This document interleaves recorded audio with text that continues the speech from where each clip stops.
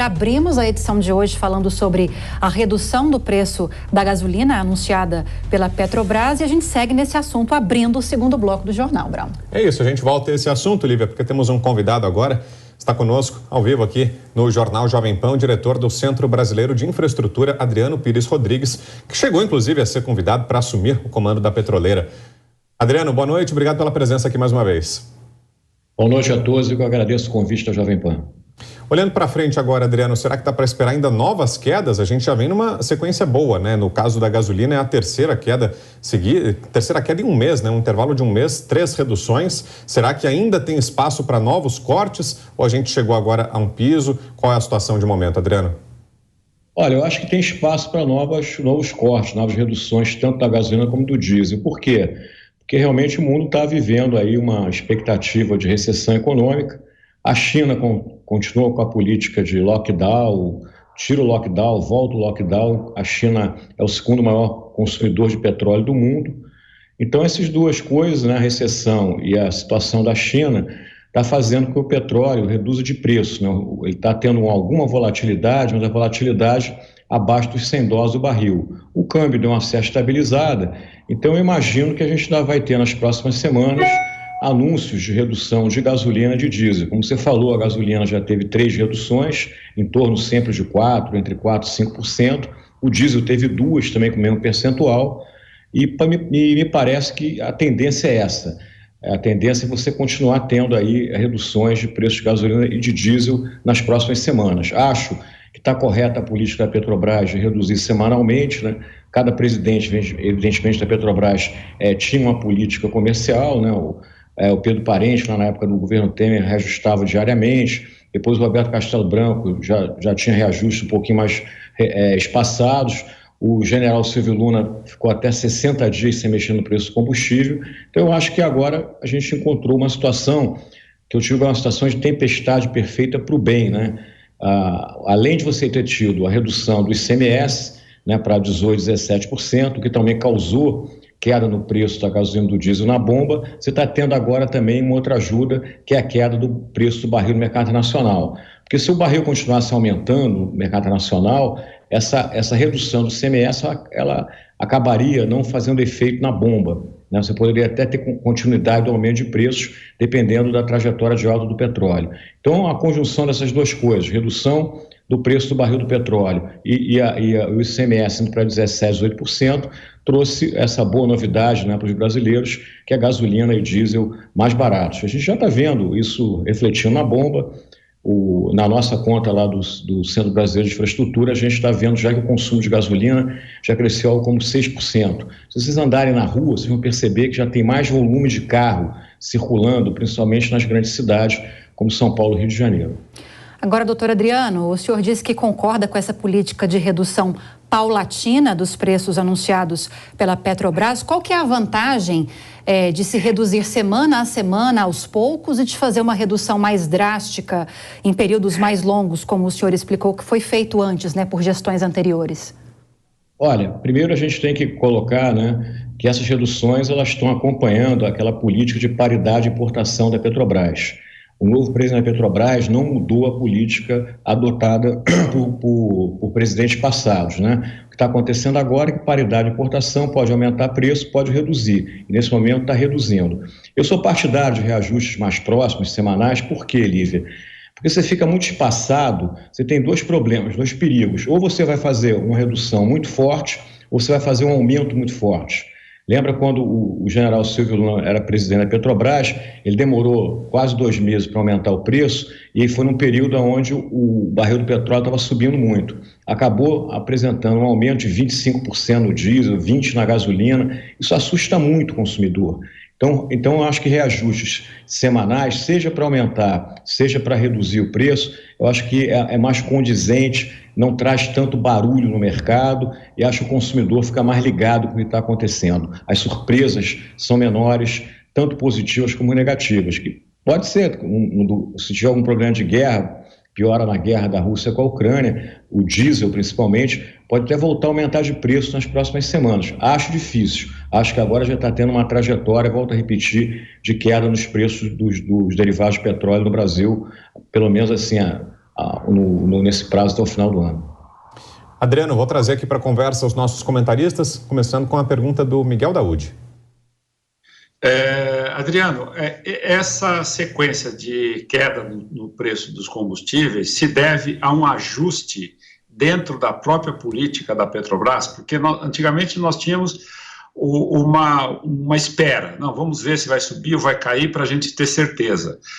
O que nós estamos observando que esses reajustes, essas quedas poderiam ser maiores, exatamente porque a Petrobras está deixando uma margem de insegurança caso ocorra uma reversão desse cenário positivo. É isso que a Petrobras está fazendo dentro da política de preço e de paridade. Olha, Daúde, é isso mesmo. A Petrobras está tendo uma política inteligente, porque ela também está fazendo uma espécie de um hedge, né? Quer dizer, que é o hedge. Se o preço do diesel voltar a subir muito, quer dizer, você não vai ter tantas subidas assim também, e da gasolina a mesma coisa. Então, eu acho que ela poderia realmente, se eu olhar hoje o prêmio, né? O que eu falo de prêmio? O prêmio é quando aqui dentro do Brasil a gasolina e o diesel está mais cara que o mercado internacional. Então, hoje mesmo que foi anunciada essa queda da gasolina, poderia se anunciar uma queda do diesel. Mas o diesel tem uma volatilidade nesse momento muito maior que a gasolina, em função do preço do gás natural na Europa, né? O gás natural está muito caro na Europa. Existe até a possibilidade de você ter um racionamento de energia na Europa no inverno. É bem provável, acho que aconteça. E o substituto do gás natural é o diesel, para aquecimento de residências. E aí você está armazenando o diesel. Então, esse armazenamento provoca uma volatilidade maior no preço do diesel. Então, acho que a gente está fazendo uma política correta de dar aumentos semanais ou reduções, no caso agora, reduções em função do preço do petróleo estar caindo. Acho que é a política mais inteligente para todos, para a Petrobras, para a sociedade, né? Não trazer grandes sustos, grandes expectativas. De qualquer maneira, o petróleo continua muito volátil, né? Você imagina o seguinte: se você tivesse uma perspectiva de recessão, como você está tendo agora, provavelmente o petróleo tinha até já caído para 80, 75 dólares. Por que não caiu? Né? Porque você está ainda com uma guerra, a gente não está vendo luz no fim do túnel da guerra. Né? Então, qualquer medida da Rússia pode provocar a volta de um aumento no preço do barril de petróleo. Agora, tem banco aí, analista, já falando que você pode ter em dezembro, janeiro, petróleo a 65 dólares. Eu acho um pouco de exagero nisso. Eu acho que talvez um petróleo na faixa mais de 75 dólares é mais provável, até porque hoje a oferta de petróleo não está muito grande no mundo, porque como o combustível foi muito demonizado lá até antes da pandemia, as grandes petroleiras não investiram muito em aumentar a oferta de petróleo. Então hoje quem está com mais condição de abastecer mercado é a OPEP, voltou a ter um poder danado a OPEP por essa demonização feita pelos ambientalistas, e a própria Rússia. E você tem outra coisa também importante, que a capacidade de refino no mundo está sendo muito utilizada. Por quê? Outra vez, o discurso ambientalista fez com que no Ocidente não se construísse refinarias nos últimos anos. As refinarias construídas foram na Ásia. Mas mesmo assim, o que acontece? Mesmo que o petróleo caia de preço, a gasolina e o diesel devem cair menos do que o próprio barril do petróleo. Por quê? Porque você está usando plena capacidade de refino. Então você não consegue aumentar rapidamente esse volume de gasolina e diesel para colocar no mercado internacional. Constantino. Boa noite, Adriano. Eu quero pegar exatamente dessa demonização dos ambientalistas em relação ao petróleo. Nós tivemos a guerra da Rússia contra a Ucrânia e a Alemanha, você mesmo mencionou, talvez tenha que fazer racionamento, né? A Europa sentiu e sentiu muito, aqui nos Estados Unidos também. A pergunta que eu lhe faço é a seguinte: essa turma ambientalista aprendeu a lição ou vai dobrar a aposta? Porque aqui o governo do Joe Biden, por exemplo, muito influenciado por esses ambientalistas, não parece querer reduzir burocracia e aumentar as permissões para refinaria, o petróleo, produção mesmo de petróleo. Você acha que eles aprenderam a lição com o que nós vimos esse ano? Ou agora eles estão mais convencidos ainda que precisa se livrar da dependência do petróleo? Olha, Constantino, eu acho assim que a própria pandemia e a guerra, né, ela trouxe de volta para a mesa uma discussão sobre segurança energética, né? Porque até então, antes da pandemia, você ficava falando de transição energética e ela fez uma política totalmente equivocada. Ela ficou refém das energias renováveis intermitentes, né? Porque só gera com eólica quando venta, só gera com solar quando faz sol. né? E ela pegou e desligou nucleares, desligou térmica a carvão e entrou numa prisão, né? Numa dependência muito grande da Rússia, porque o gás natural, antes da pandemia, ele era conhecido como a energia da transição, né? Que apesar do gás ser fóssil, ele é o mais limpo dos fósseis. Mas eu acho que na prática, no mundo real, essa questão da segurança energética voltou para a mesa, né? Eu não tenho dúvida quanto a isso. Não quero dizer com isso que você vai agora não ter mais preocupação com a transição energética. Provavelmente sim, mas você vai ter que fazer um equilíbrio entre essas duas coisas. Porque a transição energética em si, que ela fez, está provocando um racionamento na Europa, preços de energia absurdos. Você hoje está com energia na Europa, que é o gás natural, a energia renovável, muito usada para gerar energia elétrica, custando aí mais de R$1.000 o megawatt-hora, né, e com possibilidade de faltar. Então, eu acho que isso não pode, tem que ter sido um aprendizado, não é possível que não seja um aprendizado. O próprio Estados Unidos, quer dizer, voltou a estimular o shale gas, né? O shale gas, aquele gás que você extrai fazendo fracking na rocha, que o Biden tinha demonizado também, ele agora começou a olhar, porque nos últimos anos, né, o que mais gerou emprego nos Estados Unidos foi a indústria de óleo e gás, né, através do shale gas e shale oil, né. E agora mesmo com a inflação americana, você vê como é que o mundo está. Outra mudança importante é que, de certa maneira, você acabou com essa globalização em termos de energia, né. Cada um está tentando olhar o seu quadrado. Recentemente eu vi os Estados Unidos preocupado em aumentar a exportação de gás natural liquefeito para a Europa, porque isso aumenta o preço do gás natural no mercado americano e acaba gerando mais inflação, né? Então, são movimentos que estão mudando a cena energética mundial. Eu acho que você, ao contrário de outras épocas, século XVIII, XIX, você teve o protagonismo do carvão mineral, Revolução Industrial Inglesa, século XX, protagonismo do petróleo. Eu acho que daqui para frente você não vai ter o protagonismo de uma única fonte, você vai ter matrizes cada vez mais diversificadas e o planejador de energia tem que olhar o atributo de cada fonte, né? Que cada fonte tem um atributo diferente para comprar uma matriz que zele pela transição de energia mais limpa, mas ao mesmo tempo não nos deixe sem energia, né? Você vê, o Brasil é um país hoje, em termos de energia elétrica, muito refém do clima, né? Porque ainda 65%, 70% da geração de energia elétrica no Brasil é com água, né? Então a gente fica flertando há 20 anos com racionamento. Então a gente precisa o quê? Botar mais energia confiável nessa matriz, que é o gás natural, né? Para você fazer um mix melhor, mais confiável e não abrindo mão da questão da energia limpa. Então é isso que a gente está vivendo. Agora, voltando aqui à nossa Petrobras, eu volto a dizer, a questão hoje é que o presidente Bolsonaro, né, o próprio novo presidente da Petrobras deu sorte, né? Na vida também precisa sorte, né? Porque realmente o preço do petróleo caiu, na minha opinião, vai continuar caindo, então nós vamos ter boas notícias para os consumidores nas próximas semanas, porque me parece que você vai ter novos anúncios de redução do preço da gasolina e do diesel. Não vejo como não vai ter, a não ser que aconteça um tsunami lá na guerra, uma coisa que a gente não espera e torce para que não ocorra. E, Adriano, a gente está vendo nesse momento de forma muito clara, né, justamente como funciona a política da paridade internacional de preços, né? A gente está se beneficiando agora desse movimento, como você está dizendo, né? Agora que está caindo lá fora, está caindo aqui também, mas quando subiu foi muito cruel, subiu bastante aqui também. Queria saber a sua opinião em relação a esse modelo. É um bom sistema, Adriano, ou teria alguma outra alternativa? Tem algum método melhor para a formulação de preços? Como é que você vê o modelo atual e existem alternativas?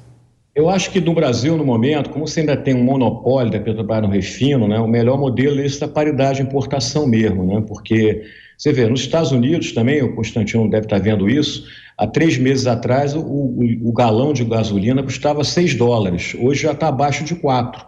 Então você vê que a coisa funciona. Só quer dizer que lá é mais mercado que aqui, porque lá você tem 160 refinarias privadas que fazem preço, né? Tem trader fazendo preço, fazendo hedge. No Brasil, hoje a paridade de importação é o correto, mas o que eu torço é que se privatizasse mais refinarias no Brasil, né? A gente hoje ainda só conseguiu privatizar uma grande refinaria que foi a da Bahia, né? Lembra que a Petrobras fez um acordo com o CAD para privatizar 50% da capacidade de refino. Só privatizou 14%.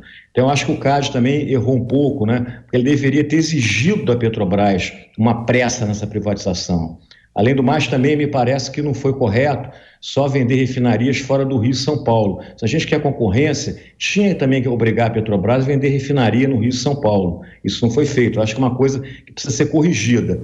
Porque vender refinaria não precisa passar no Congresso. Basta a Petrobras botar a venda e encontrar um comprador. Privatizar a Petrobras, que eu também acho que é um grande projeto para o próximo ano, um projeto que a gente precisa encarar de frente, é mais complicado, porque você precisa aprovar no Congresso Nacional. Então, eu acho que o modelo que eu vejo hoje do PPI é o modelo correto, que é o aplicado em qualquer país desenvolvido, né? Agora, o ideal realmente é que a Petrobras não seja a quem faz preço, né? Como o pessoal fala, price maker. A gente precisa de privatizar a refinaria. Essa é a coisa mais urgente que a gente vai fazer no Brasil, porque aí sim você começa a ter um mercado onde, sei lá no Maranhão, o cara vai vender um preço de gasolina, aí ele faz um hedge lá com Nova York. Então, coisa de commodities que acontece em outras commodities. É esse avanço que eu espero para o Brasil, né? Eu espero que a gente não caia no retrocesso, né, de voltar a controlar preços de combustível, né, a voltar a mandar a Petrobras construir refinaria, né.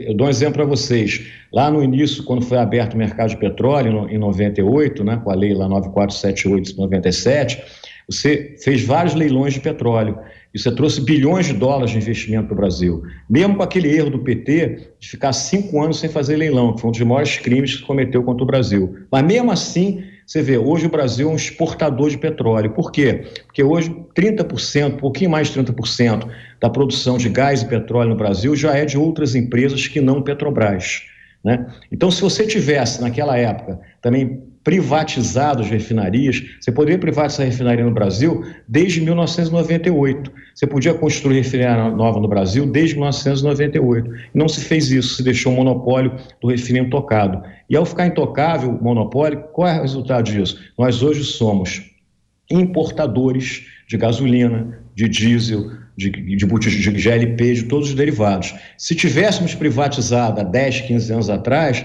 eu tenho certeza absoluta que a gente hoje seria exportador de óleo e exportador de derivados. E se nós fôssemos exportadores de derivados, a lógica da política de preço seria da paridade de exportação, que é o quê? Você tira o frete. Então nós teríamos produtos no Brasil hoje mais baratos do que temos pelo fato da gente ser importador. Então olha a oportunidade que se perdeu. Não privatizou, deixou a Petrobras. O início da privatização foi no governo Temer, mas também não foi para frente por causa da greve dos caminhoneiros.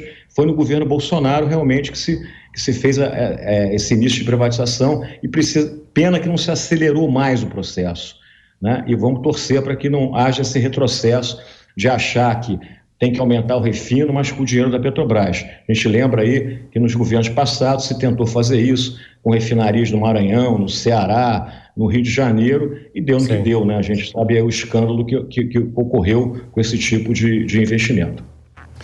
Ok, ouvimos aqui Adriano Pires Rodrigues, diretor do Centro Brasileiro de Infraestrutura. Obrigado mais uma vez, Adriano, pela presença aqui. Sempre bom ouvi-lo. Bom começo de semana. Até uma próxima. Eu que agradeço vocês e uma boa semana a todos.